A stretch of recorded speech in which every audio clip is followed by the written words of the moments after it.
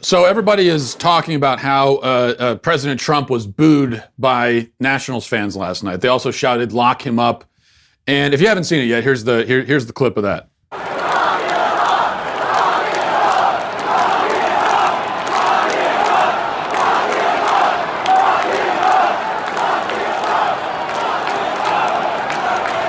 So listen, some people are upset by that. But my point is, you can't really blame them, can you? I mean, Trump did just kill a scholar, after all. An austere one at that. It's one thing to go around killing scholars, but to kill an austere scholar, of all things, well, you just can't do that. So it's hard to blame them. We'll talk about Al-Baghdadi's death and especially how the media reacted to it, including the Washington Post's now infamous characterization, as I just alluded to, of the terrorist leader as an austere religious scholar. We also got to talk about Kanye West, of course, and his new gospel album. Also, him coming out as pro-life, which I think is the more significant revelation over the last week about Kanye West. And Katie Hill resigned. We've been following this story for the last week, so we're going to talk about that as well. But Katie Hill has resigned, the congresswoman who engaged in absurdly unethical and probably illegal behavior. She resigned, but guess who is the victim? You're never going to guess who's really the victim in this story. We'll talk about all that and more. But first, a word from Brick House. Have you ever wondered why so many Americans are sick, unhealthy, overweight? Between the food supply and our lethargic, sedentary lifestyle, Americans are in the worst shape ever. What do you expect when we sit around all day on our beanbag chairs, eating Twinkies? Which I've never had a Twinkie in my life, to be honest with you, but I hear that they're not very healthy. But when you do that, you're going to end up fat and unhealthy. And that's why the team of on-staff physicians at Brick House Nutrition created Field of Greens. Field of Greens is an easy way for you to add fruits and vegetables to your daily routine without spending hours in the produce section, hiring a home chef, or taking cheap supplements. As I've said before, with produce, you want to make sure that, especially if you have kids and everything, the people in the house are eating produce. But it's really expensive. And anyone who knows, who's ever been to a grocery store, you know how expensive it is. Field of Greens solves that problem. It's made with real USDA organic fruits and vegetables. It also helps boost your immunity using antioxidants and assist digestive health with prebiotics and probiotics. It's like having a doctor and a nutritionist right there in your kitchen waiting for you.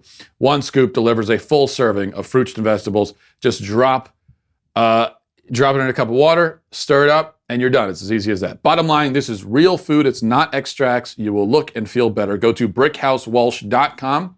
Get 15% off your first order just for trying it out with promo code Walsh. That's BrickHouseWalsh.com, promo code Walsh. All right, so Abu Bakr al-Baghdadi, to make sure we pronounce his name right, out of respect for the dead. ISIS leader, brutal, savage, sadistic, mass-murdering rapist, was killed this weekend, as you've heard, blew himself up like a coward as American forces were closing in. The world is a much better place without him. And we can be quite sure, on top of that, that the virgins he was expecting to wake up to after he blew himself to smithereens, we can be sure that he probably was disappointed when he awoke. There were no virgins. We'll just say that. This is a great win for the good guys, for the world, politically, for Donald Trump. But that factor, Donald Trump, combined with the fact that Baghdadi was Muslim, seemed to cause real problems for the media. It kind of sent them, they got all discombobulated based on those two factors. You'd think this story is pretty straightforward, pretty simple. Scumbag terrorist dies, we celebrate. That's how it should be. But the media, well, for the media, it's never that simple, especially when it comes to Donald Trump. They can't give Trump credit for anything, ever. And also, they can never put identity politics to the side, which is why they spent the last 48 hours in it would seem, almost mourning. They've almost been mourning the death of a man who would lock people in cages and set them on fire. A man who raped more women than Genghis Khan. They have almost been it would seem, upset that he died. Now, let's go to the most infamous example. I know you've seen this by now, but we've really got to break this thing down because it is incredible. The Washington Post, Baghdadi dies, and immediately the Post puts up an obituary with this headline. This was their first headline. It said, Abu Bakr al-Baghdadi, Islamic State's terrorist-in-chief, dies at 48. Now, this, with the way that's phrased, dies, with the passive phrasing, it makes it seem like he died peacefully in his sleep of a heart attack or died of pancreatic cancer or something. It doesn't quite let on to the fact that American forces effectively killed him by forcing him to blow himself up. But other than that, the headline's fine. Terrorist in chief, sure, that's a fine description. But then comes the headline change, and they change it to a headline that will live forever in infamy. Abu Bakr al-Baghdadi, austere religious scholar at the helm of Islamic State, dies at 48. Austere religious scholar. A headline that, as many people have been, it kind of makes you wonder how they eulogized other famous murderers. Like Timothy McVeigh, noted political activist, dies at 33. Or John Wayne Gacy, boisterous party clown and children's entertainer, dies at 52. Ted Bundy, famous ladies' man, dies at 42. Adolf Hitler, prominent painter and environmentalist, dies at 56. And so on. The really amazing thing about this is that the Washington Post, it's the fact that they changed the headline. Okay, so there had to be a real thought process that went into this. There was a discussion. There had to be a discussion that involved numerous people. There had to have been an actual audible conversation among multiple people at this supposedly respected news organization. And that conversation had to begin with someone saying something like, hey guys, this headline about the serial raping terrorist is a little harsh. Why don't we try to highlight his positive sides a little bit more? Or the conversation could have started with something more like, hey guys, this headline might make people think that Donald Trump did something good. How can we make it seem like less of a victory for him? However the conversation started, this is what you ended up with. And the other amazing thing is that apparently, you would assume, they didn't think they would get any backlash for it. They were blindsided by the backlash, which is why they ended up changing the headline a second time. It took them 3 tries to get to a headline about a very simple story. One of the worst people in the world is dead. Real simple. It took them 3 tries to get to the right headline. But the fact that, again, multiple people looked at the headline, nodded their heads, and said, yep, perfect. Nobody will have any issue with this. This is great. Which just goes to show why the media embarrasses itself so often and why it is so hated. Because these people who work in the media really don't understand how normal human beings work. And I think that's a problem. If you're in the media and your job is to communicate, your job is to communicate with normal people and tell them what's going on in the world. So if you don't understand how a normal brain works, that's going to be a very difficult thing to do. They thought that normal humans would prefer for a terrorist leader to be characterized as a religious scholar. And that is incredible. But, and I haven't seen anyone else really point this out. The other funny thing here, the irony, is that in an attempt to be woke, in an attempt to be tolerant, due to their suffocating fear of being Islamophobic, they only ended up insulting Islam as well. Because think about it, austere in this context means strict or rigid or uncompromising. So someone in a religious context, if you say that someone is austere, what you're saying is that they very strictly adhere to the fundamentals of their religion. So if you call Baghdadi an austere scholar of Islam, what you're saying, obviously, is that he is someone who adheres very closely to and understands very well the fundamentals of the religion. That's what it means to be austere and scholarly in this context. So what is the Post implying? Are they implying that a strict observance of Islam would lead to ISIS? Now, I know they weren't trying to imply that, but they did. That is what they implied. They forgot that, as in the media, they forgot what they normally do. They forgot what their normal line is. And this is what happens when you are so, when you're so committed to always going to certain talking points and not necessarily communicating the truth. Sometimes you get mixed up and you forget what your talking point is supposed to be, because it can be hard to remember, right? In fairness to them. So they forgot that their talking point is usually that guys like Baghdadi, guys in ISIS, they don't understand their own religion. They don't know anything about Islam. They aren't even really Muslim at all. That's usually their line in the media. They forgot about that, and this time they went with, oh no, he's a scholar of Islam. This is what happens when you try to be woke. This is what happens. Now, it wasn't just the Washington Post embarrassing itself. A lot of media folks were upset by,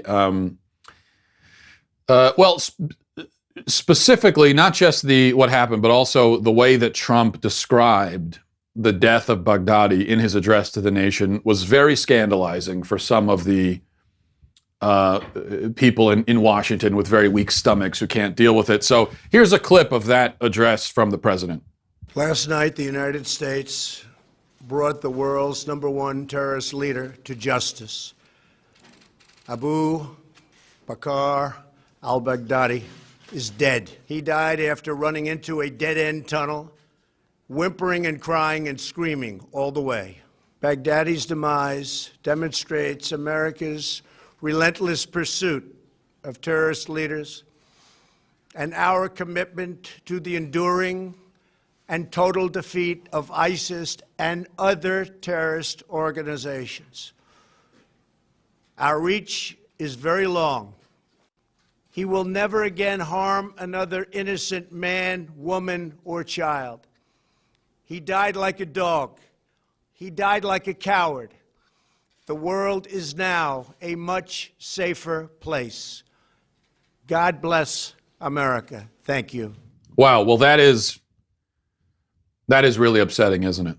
How could President Trump say such mean things about that poor man?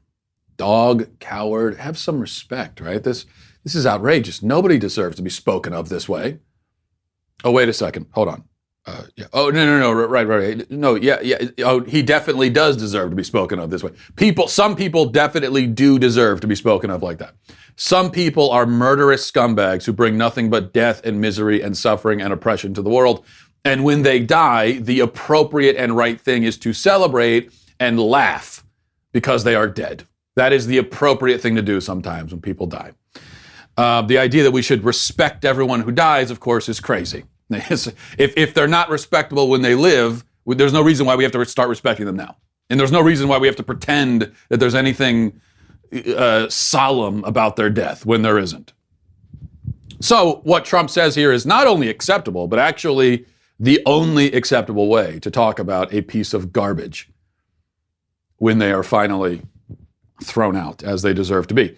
Yet the media had its feelings hurt again. Not just the media, but the DC elites as well. And those were, by the way, those were the same people booing Trump at the Nationals game. So it makes a lot of sense. The Nationals, their fans are 90% DC bureaucrats and lobbyists and lawyers. So if you're getting booed by them, I would be very upset.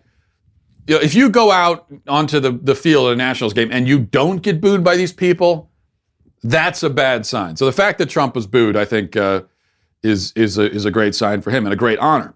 Now, here's an example of someone who was upset. Dana Shell Smith, a bureaucrat and Georgetown fellow who lists her pronouns in her Twitter bio, just to give you an idea. This is what she said about what Trump said. She said, "This gruesome, vivid, and probably exaggerated description of dogs chasing down Baghdadi will endanger our personnel in the region. When bin Laden was killed, we were careful to be clear that we had given him a proper Muslim burial. Not because we gave a damn about him, but because it was important for our relationships in the region and safety of our military and diplomats. Also, it's how America rolls, with honor. We don't delight in death like the terrorists do. This description is horrifying. Should go without saying, but to be perfectly clear, I'm remarking on the presser, not on the actual operation. The killing of Baghdadi was unquestionably good and necessary." So she says she's glad the terrorist was killed, but the way that it was described made her tummy hurt, and she's really worried and concerned about that. She's not the only one concerned. Michael Morell, the former deputy director of the CIA, went on Face the Nation to talk about how bothered and concerned he is with the rhetoric surrounding the death of this scumbag terrorist. Listen to this. So I'll let Sandy answer the operational military question. But to me, right, this is a great day. We should be really thankful that Baghdadi is gone. And clearly the intelligence community and the U.S. military did an amazing job, and the president made exactly the right decision. And the president thanked Gina Haspel, the CIA director. And I think we'll learn more in the days ahead about what the intelligence was and how we got it, and we'll thank even more people. Bothered me a little bit some of what the president did in providing detail about taking back to the United States pieces of Baghdadi's body. It bothered me a little bit hearing the president talk about some of that Syrian oil being ours, right? Because that's what inspires some extremists. You know, the oil comments, Margaret, really validate, at least it sounds to people like it validates 40 to 50 years of conspiracy theories about what American foreign policy is all about, right? And it's not. So a great day, but I think the president could have handled the press conference a little bit better. Very bothered. Very, very bothered. I'm so bothered by this. Poor guy. Of course, this idea from the woman that I just read, or this guy, this idea that we're going to upset ISIS even more because we say mean things about their dead leader. She said it's going to endanger personnel in the region. Right, because ISIS, they were big fans of Americans prior to this. They were totally on board with us, but now that we've said mean things about their dead leader, now they're going to be, a little bit testy probably with American personnel. No, of course, ISIS, they already killed Americans. They already, you're not going to change nothing. What do they think is going to change now? They've swore that they have declared war on the West already, and then we killed their leader. Thank God. So I think those two factors already are that's pretty much all they need. I don't see how rhetoric is going to add to anything. Are they implying that there are ISIS militants who, weren't already really sold on bringing down the West and declaring jihad, but now that they've heard President Trump's unseemly rhetoric, they're saying, you know what? Actually, yeah, death to the West. I tend to doubt it. All right, let's go to a different story here. Important update on a story that we've been talking about. Katie Hill, the congresswoman who had a nasty habit of sleeping with her subordinates, is resigning from Congress. And this is pretty incredible, actually, because on last Monday, we talked about this story. And at the time, the story was, part of the story anyway, was that nobody was talking about the story and the media was showing no interest. And it looked like she was going to get away with these blatant ethical violations. Looked like she would get away with it because the media wasn't paying attention. They just decided they were going to ignore it. Which is one of the reasons why it took Katie Hill several days before she even came out and acknowledged this story when it was first published by Red State, who did great journalism on this, by the way. It was several days. She was very lackadaisical in her response because she didn't need to get on top of it. The way that I would argue a male politician in her situation would have to. But We, much as we did with the James Younger case last week, we pressed this, we spoke out about it, we forced the media to take note, and now she's leaving. And I know we talked about this on Friday, but it's worth reiterating that if there is an important story that's going on that the media is trying to bury, one of the great things about the internet, and there are a lot of terrible things about the internet, but one of the great things is that we can use it to force the media to take note of it. We don't have to just sit back and complain about, oh, why isn't anyone talking about this story? If it's an important story we think people should pay attention to, we can bypass the media. So it's not even really, I guess I should stipulate, it's not even so much forcing the media to take note, it's more bypassing them and saying, forget about you, we don't need you. We're going to tell everybody about this. And then when everyone's talking about it anyway, now the media has to swing around and say something about it because it's way too conspicuous that they're ignoring it. So we can do that now, and we did it twice last week with two different stories. And this is something we should be doing a lot more often. So now she's leaving Congress, she's resigning, but she's not leaving apologetically. She is, because she's the victim here. She wants us to know that she is the victim. Let me read for you a little bit of her statement that she published about leaving. Let me see if I can pull this up here. It says, "It is with a broken heart today that I announce my resignation from Congress. This is the hardest thing I've ever had to do, but I believe it is the best thing for my constituents, my community, and our country. This is what needs to happen so that the good people who supported me will no longer be subjected to the pain inflicted by my abusive husband and the brutality of hateful political operatives who seem to happily provide a platform to a monster who is driving a smear campaign built around cyber exploitation. Having private photos of, I just love how already, it sounds like she's gearing up for some kind of apology where she says, oh, they're no longer to be subjected to the pain inflicted by, and then you think maybe to be my poor choices, but it's by my husband. Having private photos of personal moments weaponized against me has been an appalling invasion of my privacy. It's also illegal, and we are currently pursuing all of our available legal options. However, I know that as long as I am in Congress, we'll live fearful of what might come next and how much it will hurt.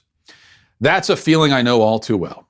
It's the feeling I decided to leave when I left my marriage, and one I will not tolerate being forced upon others. I can no longer allow my community, family, friends, staff, supporters, and especially the children who look up to me as a role model to suffer this unprecedented brand of cruelty. Think of the children. Think of the children who are upset by the fact that my unethical actions have been exposed. Now we're getting to an apology, it looks like. For the mistakes made along the way and the people who have been hurt, I am so sorry, and I am learning. I'm not a perfect person and never pretended to be. It's the one thing that made my race so special. I hope it showed others that they do belong, that their voice does matter, and that they do have a place in this country. That is something I believe with all my heart. I hope it showed the other polyamorous perverts who enjoy having sex with their tax-funded subordinates that there is a place for them in Congress. Well, something tells me, Katie, that I think there are plenty of degenerates in Congress already. So I don't think you needed to blaze the way for them. They were already good. So you're really just falling in line with so many others. You're just like them. Those of you who know me personally know that I'm a fighter, and it's thanks to countless other fighters who supported me that we were able to stand up for the ideas. Blah, blah, blah, blah, blah, blah. I can't even read any more than that. It's just, I wanted you to hear that because it's such a bunch of self-pitying nonsense. She was running around having sex parties with the subordinates who are paid with tax money. Her behavior is wildly unethical, completely unacceptable, and she is by no means a victim. Now, I said last week that, the whole revenge porn thing and releasing private photos, I'm not on board with that. I think it's wrong. And whoever did it probably did break the law, and they should be prosecuted for it. So I'm in agreement there. But as far as so we can talk about that, but as far as she's concerned, all she should be doing is apologizing. She can leave all of the self-righteous, I'm a fighter and I'll get through this. What are you fighting exactly, Katie Hill? You're fighting, again, because you were having sex with your subordinates who are being paid with tax money, which is at a minimum against the rules in Congress, probably also illegal. And that's why this happened. And of course, there are, we're hearing from plenty of leftists who feel sorry for her and are telling us that she's a victim and how horrible it is for her. Well, I say now for the 50th time that if she was a man, nobody would feel sorry for her. Nobody. And she also would not be able to get away with a resignation statement like that. There were back during the heyday of the Me Too movement, when men were being kicked to the curb left and right, there were some guys who when they resigned from whatever position, issued statements sort of like that, where they made themselves out to be the victims. And they were ridiculed for it across the media. And for good reason, most of the time, unless they really were innocent. Yet we're not seeing the same ridicule here. We're seeing a lot of sort of nodding heads and, oh, poor Katie, poor Katie. Okay. Now, before we get to emails, let's talk briefly about Kanye West. First of all, before we get to the album, this, I think, is the biggest headline. Here's Kanye on something called Big Boy TV. I don't even know what that is. But here he is being interviewed about the album, but he starts getting into politics a little bit, and he starts really laying down some facts. And I think this is great. Listen to this. Bro, we brainwashed out here, bro. Come on, man. This is a free man talking. Democrats had us voting Democrats for food stamps for years, bro. What is you talking about? Guns in the 80s, taking the fathers out the home, Plan B, lowering our votes, making us abort our children. God should not kill. I think it's really hard to overstate the significance of someone like Kanye West saying what he just said. Now, those of us in the pro-life movement, we've been saying this for years. The Democrats are pushing abortion onto minority populations, and as a result, minority children are being exterminated by the millions. This is an inarguable fact. Without abortion, it is also an inarguable fact that the black population, in terms of a percentage of the overall population, would be much, much higher than it is today. Significantly higher. We can't say exactly how much higher with any precision, but considering that in some cities, black children are more likely to be aborted than born, it's not hard to see how the math would generally work out if you didn't have abortion. But the problem the pro-life movement has had is, how do we get this message to the people who need to hear it? The cities are all run by Democrats. They control the messaging. The media is run by Democrats. Hollywood, the entertainment industry, the music industry, all of it, far left, all of it Democrat. They're all minions of the abortion industry. They're all on the same page with this. So we need people inside these structures to open their eyes to the truth and start speaking it so that they can reach the populations that we have trouble reaching. That's the significance of what Kanye just did there, and to an extent, the significance of what he's been doing for a year now. This, to me, I know some people were, made a big deal about it when he came out and supported Donald Trump, which was great that he was speaking his mind on that.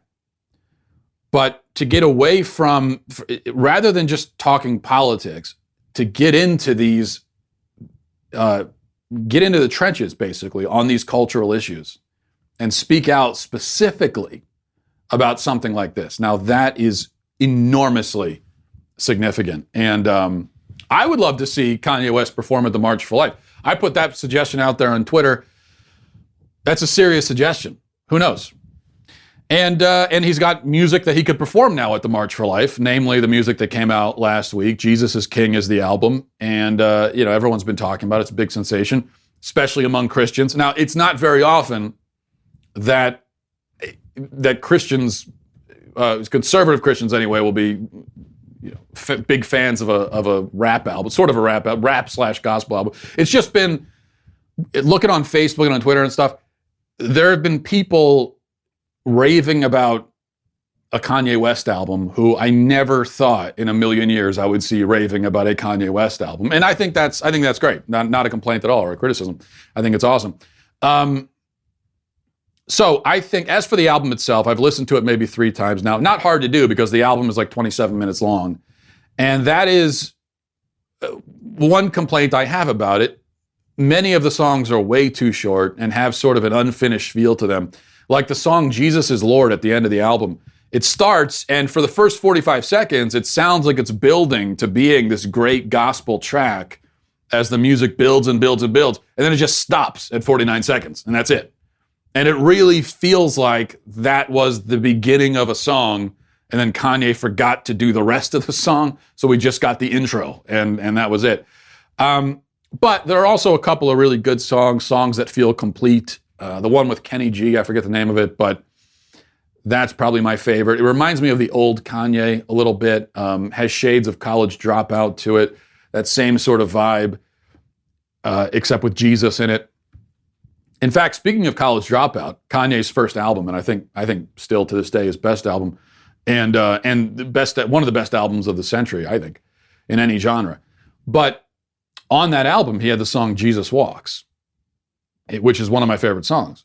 And so maybe that was my issue with this one a little bit, is that when I heard that Kanye was making a Jesus album, I thought it would be a whole album of Jesus Walks type songs, and but none of the songs on this album quite reach that level, and many of them don't even feel like fully complete songs.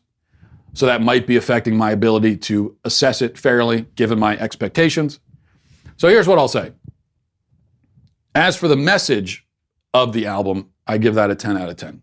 I think it's great.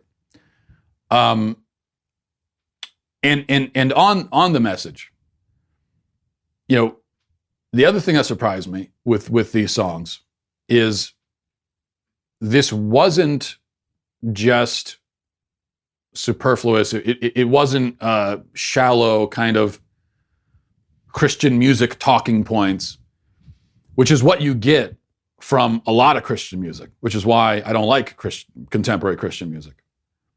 It's very, very surface level. Platitudes, basically what it is. But that's not, he gets in depth and talks. I mean, he gets into some, what I would call serious theology in a way. And also talks about the culture, resisting sin, obedience to Christ, repentance. I mean, he talks about this on this album. It's like, and that's again, most contemporary Christian music, they're not getting anywhere near those subjects. So I was very impressed with that, which is why, message-wise, 10 out of 10. As for the music, I give it a solid 6.5 to 7 out of 10. It could be a 9 out of 10 if he just goes, and I hope he goes back around and finishes the album sometime. Maybe he does a remastered, deluxe whatever edition of it, and finishes out these songs. I think it has the potential. To me, it comes off like a rough draft of a Christian sort of gospel rap album. If he finishes it, which maybe he will, then I think it could go from music-wise pretty good to great. Okay, let's go to emails. mattwalshshow@gmail.com, mattwalshshow@gmail.com. This is from Abigail, says, greetings, future overlord. I'm going to disagree with you on something, so please forgive me and don't doom me and my entire family to a painful death. I don't know why you'd even bother saying that. If you're disagreeing with me, you know what the penalty is. You have accepted that, and it's out of my hands. I work at an ice cream shop where I swing the iPad around, which gives an option for a tip. I'm a manager, and most of the time I'm by myself and do everything by myself. Take their order, make the ice cream, go outside, clean up after children, adults who are slobs. My sister works at a coffee shop where they take coffee very seriously, and she puts a lot of work into that as well. My point being, just because people don't physically wait on tables doesn't mean they don't put a lot of work into their service. Again, please don't execute me and my family.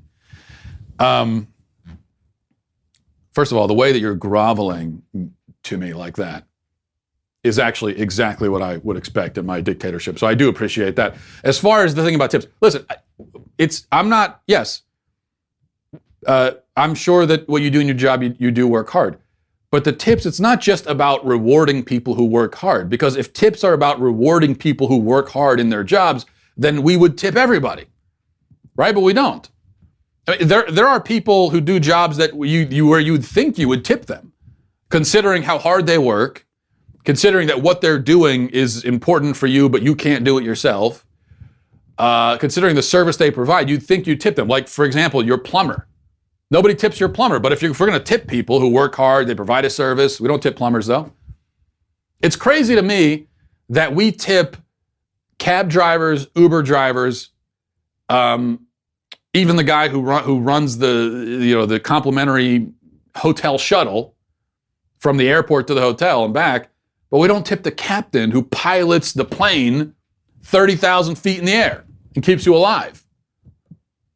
He's standing there when everyone's shuffling out after the plane lands. He's standing there saying goodbye to everyone. I've never seen anyone slip that guy a $5. I think, honestly, we should tip pilots. They've really earned it. But we don't. So it's not really a measure of how hard you work. Some of it is just a social convention where I can't really figure out why we do tip certain people and not others.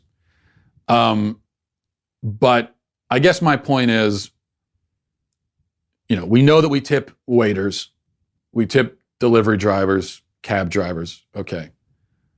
If you're at a hotel, if it's a fancy hotel, you tip everybody. So those are the conventions.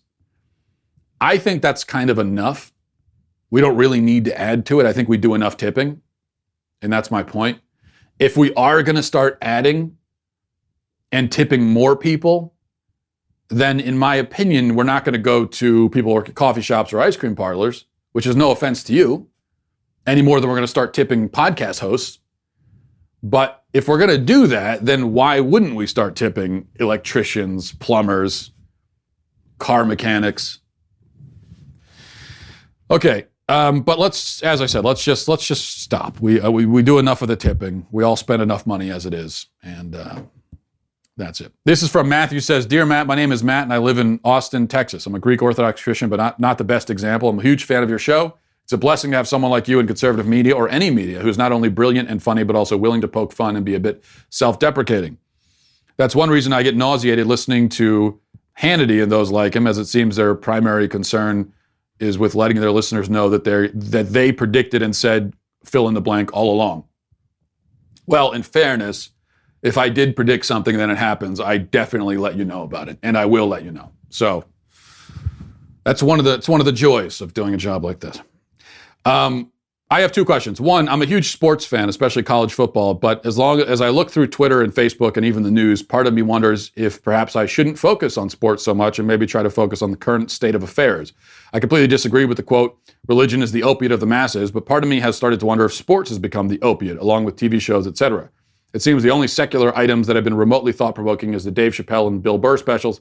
Even though I don't agree with them on lots of things, I have tremendous respect for anyone who's willing to speak out on the things we're seeing.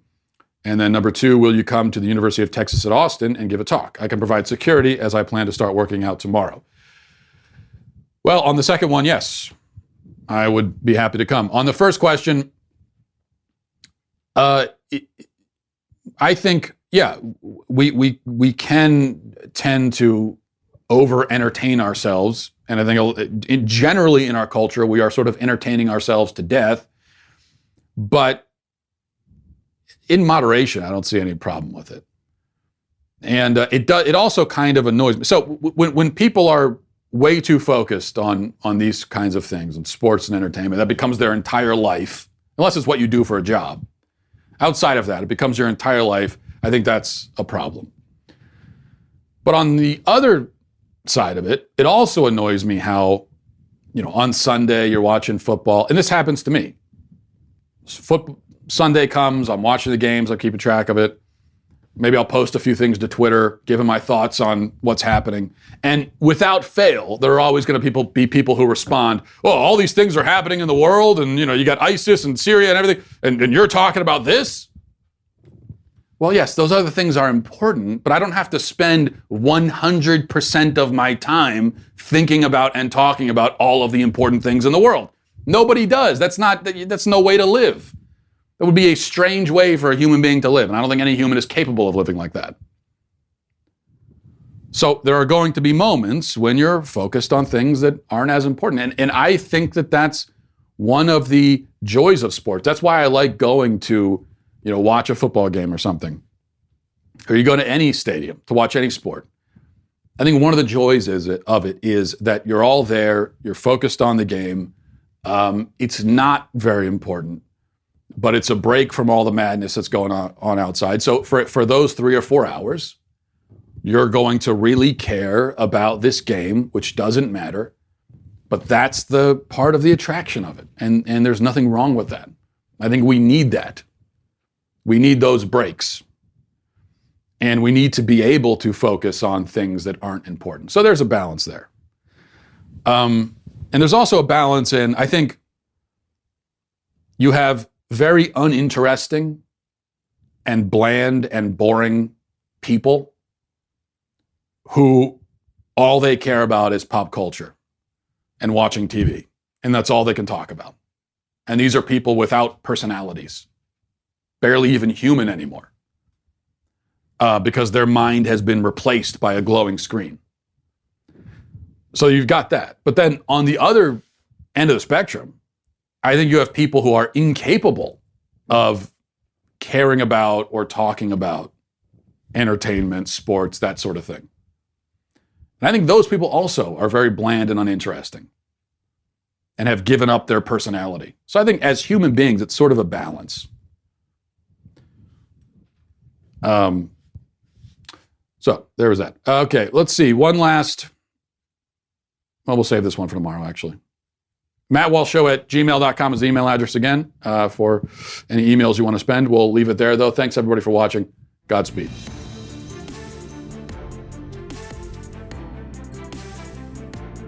The Matt Walsh Show is produced by Robert Sterling, associate producer Alexia Garcia Del Rio, executive producer Jeremy Boring, senior producer Jonathan Hay, our supervising producer is Mathis Glover, and our technical producer is Austin Stevens, edited by Donovan Fowler. Audio is mixed by Mike Coromina. The Matt Walsh Show is a Daily Wire production. Copyright Daily Wire 2019.